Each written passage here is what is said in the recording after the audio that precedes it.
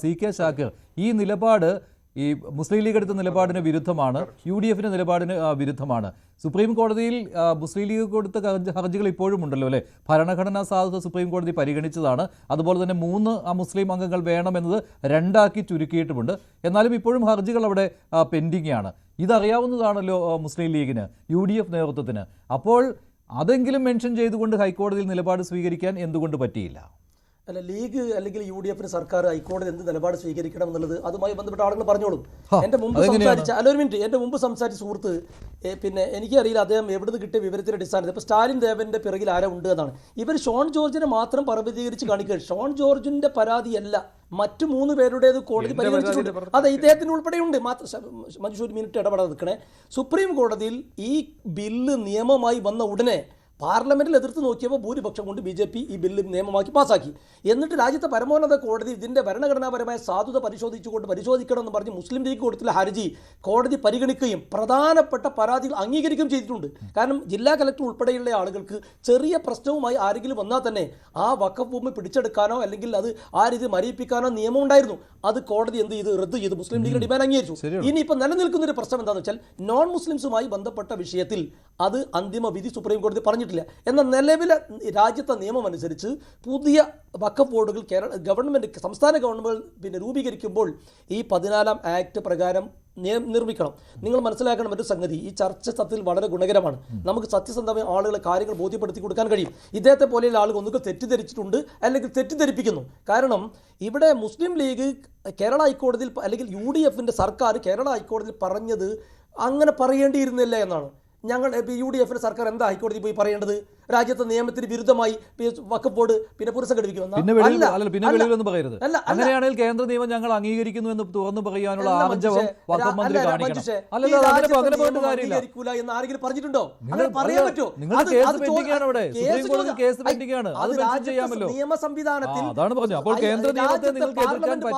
ഒരു നിയമം, അത് നിയമമാണ്. ആ നിയമത്തെ നമ്മൾ ചലഞ്ച് ചെയ്യേണ്ടത് പരമോന്നത കോടതിയിലാണ്. ആ കോടതിയിൽ പോയി 90% വിജയം നേടിയിട്ടുണ്ട്. നേടിയല്ലോ. കാരണം അതിലെ പ്രധാന പ്രശ്നങ്ങളൊക്കെ വഖഫുമായി ബന്ധപ്പെട്ട് അതിന്റെ അന്തസ്സത്തേക്ക്, കേന്ദ്ര വഖഫ് ഭേദഗതി നിയമത്തിന്റെ അന്തസ്സത്തേക്ക് ഒട്ടും ഇടിവ് സംഭവിക്കാതെ തന്നെ ഞാൻ പറയട്ടെ, പ്ലീസ് പറയാൻ സമ്മതിക്ക്. മുസ്ലിം ലീഗിനൊന്നും ഒരു വിജയം കിട്ടിയിട്ടില്ല. ചുമ്മാ നിങ്ങൾ വന്ന് തെറ്റിദ്ധരിപ്പിക്കില്ലേ ഷാക്കിറെ? പരത്തി പറയുമ്പോൾ ഇത് ആളുകളെ തെറ്റിദ്ധരിപ്പിക്കില്ലാവും. നിങ്ങൾ എന്താണ് നിലപാട് എന്ന് ഇതുവരെ പറഞ്ഞിട്ടില്ല. മുസ്ലിം ലീഗിന്റെ നിലപാട് അമുസ്ലിം അംഗങ്ങളെ നിയമിക്കുന്നതിനെ കുറിച്ച് എന്താണ്? വളരെ കൃത്യമാണ് നിലപാട്. രാജ്യത്ത് പുതുതായി നോൺ മുസ്ലിംകളെ ഉൾപ്പെടുത്തി വഖഫ് ബോർഡുകൾ പുനഃസംഘടിപ്പിക്കണമെന്ന് നിയമമുണ്ട്. ആ നിയമം LDFന് സർക്കാർ അതുപ്രകാരം കേരളത്തിലെ വഖഫ് ബോർഡ് പുനഃസംഘടിപ്പിച്ചപ്പോൾ 2 നോൺ മുസ്ലിമുകളെ നിയമിക്കാതെ മാറ്റിവെച്ചു. അതുമായി ബന്ധപ്പെട്ടാണ് ഇപ്പോൾ കോടതിയിൽ പോയതും മറ്റ് മുത്തവല്ലി മറ്റ് ഇദ്ദേഹത്തെ പോലെയുള്ള ആളുകൾ പറയുന്നത്, അല്ലെങ്കിൽ ഈ UDF സർക്കാരെ വിമർശിക്കാൻ വേണ്ടി പറയുന്നത്, ഈ കമ്മ്യൂണിസ്റ്റ് ആളുകൾ സമുദായത്തിന്റെ ഒറ്റുകാരായിട്ടുള്ള ആളുകളൊക്കെ വഖഫ് ബോർഡിൽ LDF നിയമിച്ചിട്ടുണ്ട്. അവരെയൊക്കെ നിലനിർത്തി പോയാൽ ഇവർക്കൊക്കെ വലിയ സമുദായത്തിന്റെ ഒറ്റുകാരുടെയോ അല്ലെങ്കിൽ ഏതെങ്കിലും തീവ്രവാദികളുടെയോ താല്പര്യത്തിന് ഭരിക്കാനല്ല UDFന് സർക്കാരിനെ തെരഞ്ഞെടുത്തിട്ടുള്ളത്. അവിടെ സത്യസന്ധമായ നിലപാട് സ്വീകരിക്കേണ്ടി വരും. ഒരു ചോദ്യം, ഇപ്പോൾ LDF സർക്കാർ അന്ന് കേന്ദ്ര നിയമം പാലിച്ചുകൊണ്ട് അമുസ്ലിം അംഗങ്ങളെ കൂടി ഉൾപ്പെടുത്തി ഒരു വഖഫ് ബോർഡ് രൂപീകരിക്കുകയായിരുന്നു എന്ന് വിചാരിക്കുക. നിങ്ങൾ അതിനെ എതിർക്കുമോ അനുകൂലിക്കുമോ? നിങ്ങളുടെ സർക്കാർ അധികാരത്തിൽ വരുമ്പോൾ നിങ്ങൾ അതിനെ പിരിച്ചുവിടാൻ തയ്യാറാകുമോ? അതല്ല അത് കേന്ദ്ര നിയമം പാലിച്ചുകൊണ്ടുള്ളതാണ്, തുടർന്നോട്ടെ എന്ന് വെക്കുമായിരുന്നു? എന്നിട്ട് പിണറായി സർക്കാരാണ് ആ മുസ്ലിങ്ങളെ നിയമിച്ചത് എന്ന് പറഞ്ഞുകൊണ്ട് ആരോപണം അങ്ങോട്ട് തിരിച്ചുവിടുമായിരുന്നു? നിങ്ങൾ പറയാൻ സമ്മതിക്ക്. നിങ്ങൾ അതായത് LDFന്റെ സർക്കാർ ആ ഗസറ്റിൽ കൃത്യമായി പറയുന്നുണ്ട്, 95-ലെ നിയമപ്രകാരം 2025-ലെ ഭേദഗതി പ്രകാരമാണ് ഈ വഖഫ് ബോർഡ് നിർമ്മിക്കുന്നത്. അതിൽ കൃത്യമായി ഈ ആക്ടിൽ പറയുന്നുണ്ട് ആ മുത്തവല്ലി കാറ്റഗറി, ഓരോ കാറ്റഗറിയിലെ ആളുകൾ എങ്ങനെ നോമിനേറ്റ് ചെയ്യണം.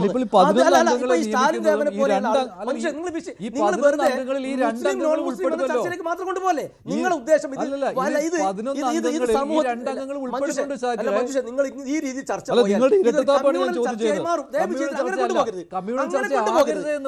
അങ്ങനെ കൊണ്ടുപോകരുത്. നിങ്ങൾ മനസ്സിലാക്കണം, ഇന്ന് വഖഫ് മന്ത്രി ഷംസുദ്ദീൻ കൃത്യമായി പറഞ്ഞു, നിങ്ങളല്ല കൃത്യമായി മുസ്ലിം ഒരു കൃത്യമില്ല സലാം സാഹിബും ഷംസുദ്ദീൻ ഉൾപ്പെടെയുള്ള ആളും ഞങ്ങളുടെ നിലപാട് പറഞ്ഞിട്ടുണ്ട്. അല്ല, അങ്ങനെ നിങ്ങൾ ആഗ്രഹിക്കുന്നത് പോലെ നിങ്ങളുടെ നിലപാട് എന്ന് പറയുന്നത് സമുദായത്തിലോ തീവ്രവാദികളോ മാധ്യമങ്ങളോ പിണറായി വിജയനോ അല്ലെങ്കിൽ ഷോൺ ജോർജിനെ പോലെയുള്ള തീവ്രവാദികളോ വർഗീയ മാലിന്യങ്ങളോ ആഗ്രഹിക്കുന്നത് പോലെ ഹൈക്കോടതി പോയി റിപ്പോർട്ട് കൊടുക്കാൻ കഴിയും. അങ്ങനെയാണ് നിങ്ങൾ ഈ ആരോപണം പിൻവലിക്കണം. ഒരേ കാര്യം അങ്ങനെയാണെങ്കിൽ നിങ്ങൾ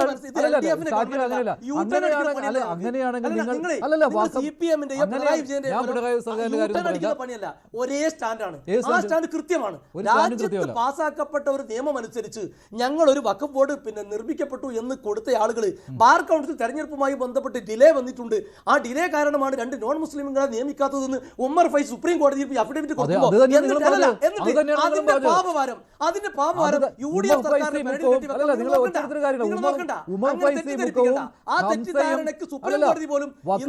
സർക്കാരിന്റെ ചെയർമാനും അംഗവും എന്താണോ സുപ്രീം കോടതിയിൽ എടുത്ത നിലപാട് അതിനെ നിങ്ങൾ പുച്ഛിച്ച് തള്ളുകയാണല്ലോ. അവരുടെ താല്പര്യം ചെയർമാൻ സ്ഥാനത്ത് അദ്ദേഹത്തിന് തുടരണം, മെമ്പർ സ്ഥാനത്ത് അദ്ദേഹത്തിന് തുടരണം, അയാൾക്ക് തുടരണം. നിങ്ങളുടെ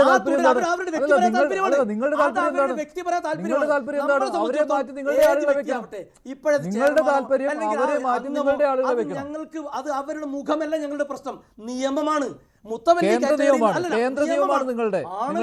നിയമപ്രകാരം നിയമവിരുദ്ധമായി ഇപ്പൊ ഹൈക്കോടതിയിൽ പോയിട്ട് കേരള ഗവൺമെന്റ് വക്കീൽ ഞങ്ങൾ നിയമത്തെ അംഗീകരിക്കില്ല പറയാൻ പറ്റുമോ? എന്താണ് മനുഷ്യ നിയമത്തിന് അങ്ങനെയാണെങ്കിൽ സുപ്രീം കോടതി ഞങ്ങൾ കേസ് കൊടുത്തിട്ടുണ്ടെന്ന് പറഞ്ഞ് മേനി നടിക്കാൻ സുപ്രീം കോടതി കൊടുത്തിട്ടുണ്ട്. നിലവിലെ സ്റ്റാറ്റസ് അതല്ലേ?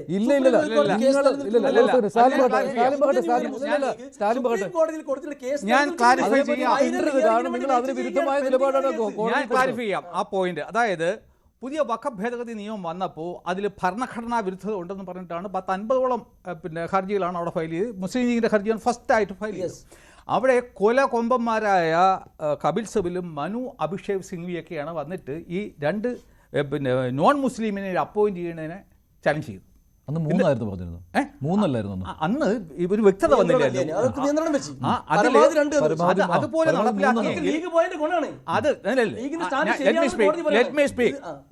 അപ്പോൾ പോയപ്പോൾ ആ നിയമത്തിൻ്റെ അടിസ്ഥാനത്തിൽ നോക്കുകയാണെങ്കിൽ ചില സമയത്ത് UP-യിലൊക്കെ വേണമെങ്കിൽ ഇതിൽ മെജോറിറ്റി നോൺ മുസ്ലിംസ് ആകുമായിരുന്നു. അതുകൊണ്ടാണ് സുപ്രീം കോടതി പറഞ്ഞത് ലിമിറ്റ് ചെയ്തു, മാക്സിമം 3 മിനിമം 2 എന്നുള്ള ഇതിൽ അത് ഫൈനലൈസ് ചെയ്തു. അതിൽ ഭരണഘടനാ വിരുദ്ധത ഇല്ല എന്ന് അസന്നിഗ്ധമായി സുപ്രീം കോടതി പറഞ്ഞു കഴിഞ്ഞു. ഇപ്പോഴും ഭരണഘടനാ വിരുദ്ധത അതുകൊണ്ട് ഇത് അവിടെ പെൻഡിങ് ആണെന്ന് പറയേണ്ട ഒരു കാര്യമില്ല. That has been finalise. ആര് പറഞ്ഞു? കേസ് അവിടെ ഉണ്ടല്ലോ. കേസ് മാത്രമേ ഉള്ളൂ, ഈ വിഷയമില്ല. ഈ വിഷയമിൽ കേസ് ഒരുപാട് പോയിന്റ്സ് ഉണ്ട്. കേസ് പെൻഡിങ് ആണ്, അതിൽ ഒരുപാട് പോയിന്റ്സ് ഉണ്ട്. പക്ഷേ പിന്നെന്തിനാ കേസ് പെൻഡിങ് വെച്ച് സുപ്രീം കോടതി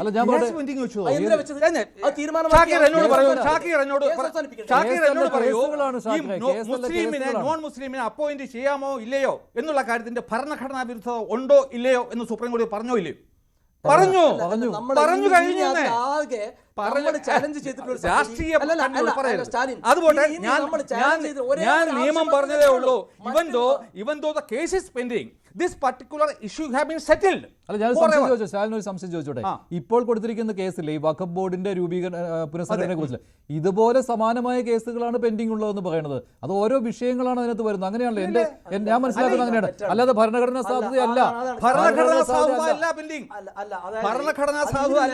ഒരു പ്രശ്നമേ ബാക്കിയുള്ളൂ. അതായത് വഖഫ് എന്ന് പറഞ്ഞാൽ മുസ്ലിം സമുദായത്തിന്റെ ആളുകൾ പടച്ചവന്റെ പ്രീതി കിട്ടാൻ വേണ്ടി ദൈവിക മാർഗത്തിൽ ദാനം ചെയ്ത ഭൂമി അല്ലെങ്കിൽ അങ്ങനെയുള്ള സാധനങ്ങളാണ്. അത് കൈകാര്യം ചെയ്യാൻ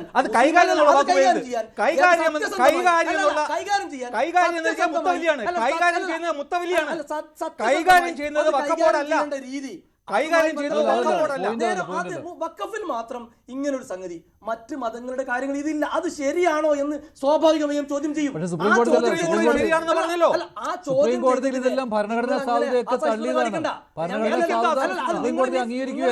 ഈ വാദം പറയുന്ന ആളുകള്, അതായത് വഖഫ് എന്ന് പറഞ്ഞ എന്താണ്? ഗവൺമെന്റ് ഭൂമിയാണ്, ഗവൺമെന്റ് സ്വത്താണോ? അല്ലല്ലോ.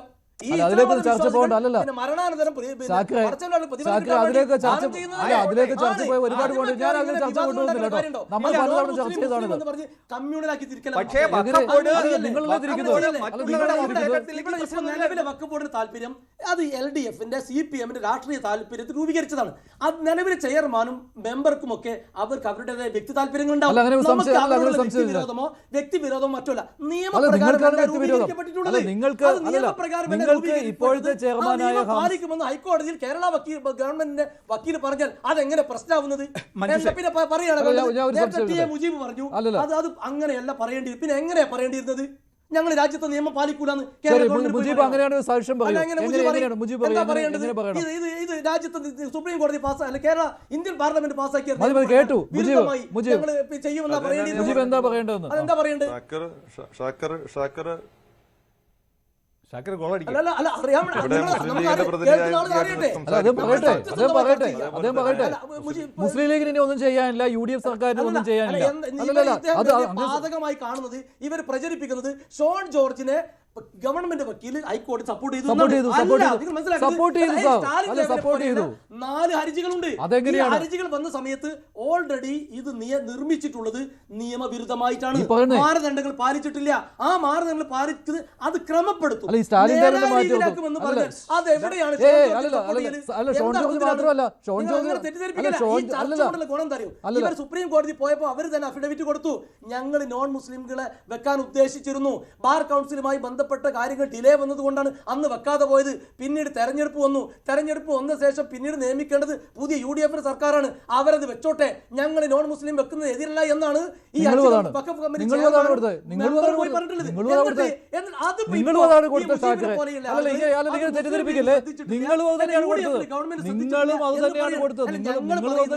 രാജ്യത്തെ സർക്കാരിന് അല്ലെ സംസ്ഥാന സർക്കാർ ആണെങ്കിലും കേന്ദ്ര ഗവൺമെന്റ് ആണെങ്കിലും ഒരു നിയമത്തിന് വിരുദ്ധമായി ഞങ്ങൾ ചെയ്യുമെന്ന് പറയാൻ പിണറായി സർക്കാരിനും പറ്റില്ലായിരുന്നു. ഷാക്കിർ ഇക്കാര്യത്തിൽ പിണറായി സർക്കാരും ഷാക്കിർ ഒരു കാര്യം കൂടി സമ്മതിക്കൂ. അങ്ങനെയല്ല. മുജീബ് പറയട്ടെ. എനിക്ക് പറയാൻ കഴിയും. ഒരു നിങ്ങൾ ശബ്ദം കുറയ്ക്കാൻ ഞാൻ പറയാം. അല്ലല്ല, ഞാനിത് പറയുന്നു പറയല്ലേ ഷാക്കിർ, അങ്ങനെയാണെങ്കിൽ നിങ്ങൾ സമ്മതിക്കണം, പിണറായി സർക്കാരിനും മറ്റു വഴികൾ ഉണ്ടായിരുന്നില്ല. അത് നിങ്ങൾ സമ്മതിക്കാത്തത് എന്തുകൊണ്ടാണ്? അവർക്കും കേന്ദ്ര നിയമം പാലിക്കേണ്ടി വരും, നിങ്ങൾക്കും കേന്ദ്ര നിയമം ഉണ്ടായിരുന്നു. അതായത് ഞാൻ പറയാം, മഞ്ജുഷ അറിയാത്തോണ്ടാണ്. 2024 നിലവിലെ വഖഫ് ബോർഡിന്റെ കാലാവധി തീർന്നിട്ടുണ്ട്. അന്ന് ഈ ബില്ല് ആക്ട് ആയിട്ടില്ല. ഇവർ 2026 ഫെബ്രുവരിയിലാണ് ഇത് രൂപീകരിച്ചത്. 14 മാസം കഴിഞ്ഞിട്ടാണ്. ഞാൻ പറയട്ടെ, 14 മാസം വഖഫ് ബോർഡ് പുനഃസംഘടിപ്പിക്കാതെ, അതായത് പഴയ 95 നിയമപ്രകാരം മുത്തവല്ലിമാരെ തെരഞ്ഞെടുപ്പ് നടത്തി 2 പേര് വേണം, MLA തെരഞ്ഞെടുപ്പ് 2 പേര് വേണം, MP ഒരാൾ വേണം, ബാർ കൗൺസിൽ ഈ 6 പേരെ തെരഞ്ഞെടുക്കാൻ തെരഞ്ഞെടുപ്പിലൂടെ അന്ന് കൊണ്ടുവരാമായിരുന്നു. LDFന് സർക്കാർ 14 മാസം അത് വൈകിപ്പിച്ചു. എന്നിട്ട് തെരഞ്ഞെടുപ്പിന് തൊട്ട് മുമ്പ് ഈ കേന്ദ്ര നിയമപ്രകാരം ഇത് നടപ്പിലാക്കുകയും എന്നിട്ട് അത് വിവാദമുണ്ടാക്കാൻ നേരത്തെ PM3യിൽ ഒപ്പിട്ട് മുങ്ങിയതുപോലെ ഇതിലും ഇവരെന്ത് ചെയ്തിട്ടുണ്ട്? കടുത്ത പാതകം ചെയ്തിട്ടുണ്ട്. ഇവര് കൃത്യമായി BJP അനുകൂല നിലപാട് സ്വീകരിക്കുക എന്ന ഇപ്പുറത്ത് വന്നിട്ട് മുസ്ലിം ലീഗിനെയും നിലപാട് നിൽക്കട്ടെ. നിയമം അനുസരിച്ച് ഒരു ഗവൺമെന്റ് 2024 അവർ ബോർഡ് രൂപീകരിക്കുകയാണ്, വഖഫ് ബോർഡ് പുനഃസംഘടിപ്പിക്കുകയായിരുന്നു എന്ന് വെക്കുക. ഇപ്പോൾ നിങ്ങളുടെ സർക്കാർ അധികാരത്തിലെത്തിയപ്പോൾ കേന്ദ്ര നിയമം അനുസരിച്ചുകൊണ്ട് നിങ്ങൾ അതിനെ പുനഃസംഘടിപ്പിക്കില്ലായിരുന്നു? കാലാവധി പൂർത്തിയാക്കേണ്ടി വരും. അങ്ങനെയാണെങ്കിൽ ഇപ്പോഴത്തെ കാലാവധി അങ്ങനെയാണെങ്കിൽ മാത്രമേ ഇങ്ങനെ ഒരു നിയമം അവിടെയൊന്നും കാലാവധി അങ്ങനെയാണെങ്കിൽ എന്തിനാണ് മുസ്ലിം ലീഗിന്റെ രണ്ട് യുവാക്കൾ മുസ്ലിം ലീഗിന്റെ 2 യുവാക്കൾ കോടതിയെ സമീപിച്ചില്ലേ?